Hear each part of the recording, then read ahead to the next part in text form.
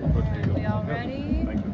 All right, we'll start off with an opening statement from Coach Riley, and we'll take some questions. All right. Tough news on Gino.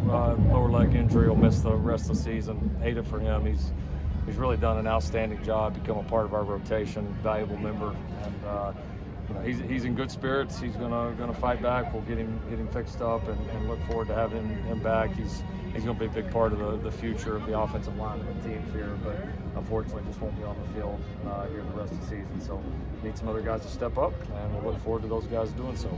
And with that, real questions. As a fellow offensive guy, what stands out about Troy Taylor's scheme?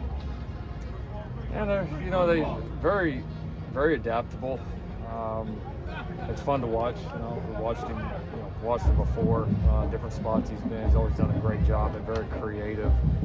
Does a good job of mixing in both the run and throw game. Throws a lot of different looks at you, and has continued to, I think, evolve as time has went on, and continue to find ways to create advantages for his guys. So I certainly respect him on it. 2 games in, have you noticed a difference with the new offense? Maybe a one possession a game, right? I mean, there's at times you look up and there's a little more off the clock than you feel, but I don't think it's as drastic as everybody's making it out to be. Am I in favor of it?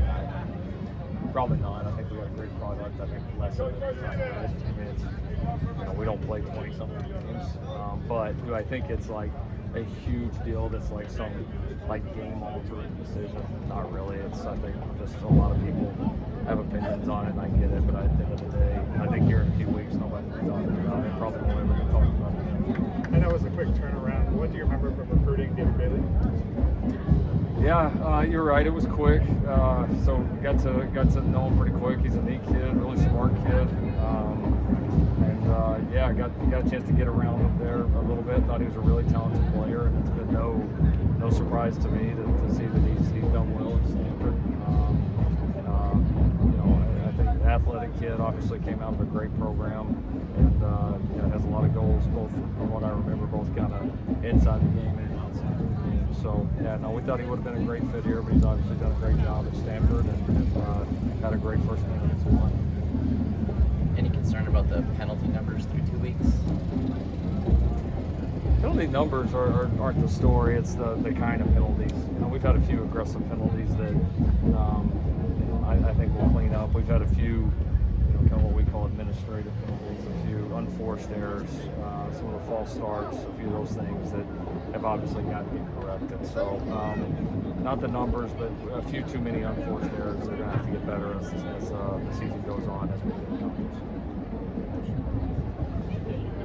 Is that it? I'm quiet today. Just because I got one. Yeah, like 39. Just because he wasn't at the game Saturday, is there anything considered release status? Anything what? You can say on release status because he wasn't at the game. Yeah, he's looking at the possibility of redshirting. That's part of the world right now. We'll see what happens. I can still certainly foresee him being a big part of the team this year. You never know week to week, and you never know as the years go on and different opportunities present themselves. So he's going to continue to work. We're going to continue to develop him like crazy.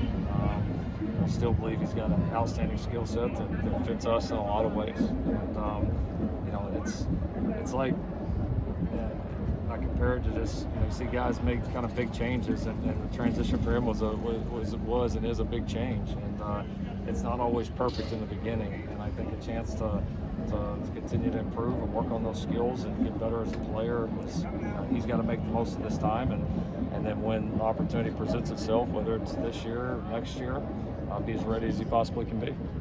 Did Saturday's inside linebacker play change anything in your mind as far as reps going forward?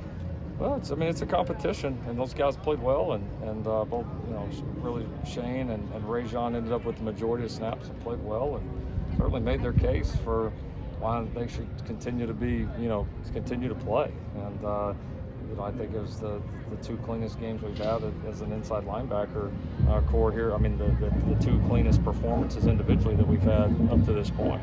So, when you get an opportunity and you show something, you earn the right to continue to compete. You earn the right to continue to gain reps. And I like it because I think we got a handful of guys in the room that can play, and I think they all know it, and they're going to have to compete hard against one another to be one of the two guys that's out there for us. Through just a couple weeks, how would you assess the play at 2-minute drill at the end of the first half for both games? Well, it was terrible in the first game, and then offensively we fumbled. So offense has been awful.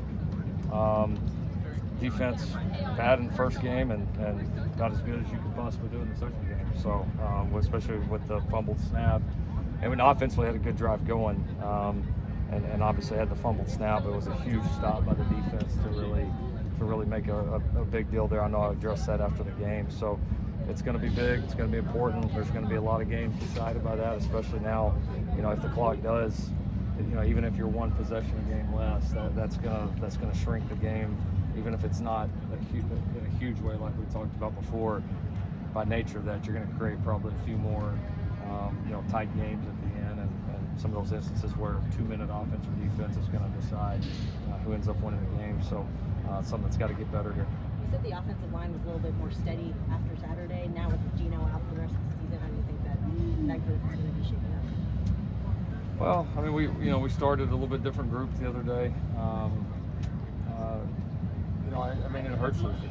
I mean, Gino's a really good player and a very valuable member.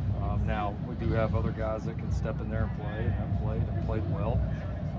So yeah, I mean, I think it puts some more opportunities on the shoulders of Kingston and Pregnon and Alani and some of those guys inside that just step up and take it. And we suspect that they will, but obviously, yeah, it's one guy less.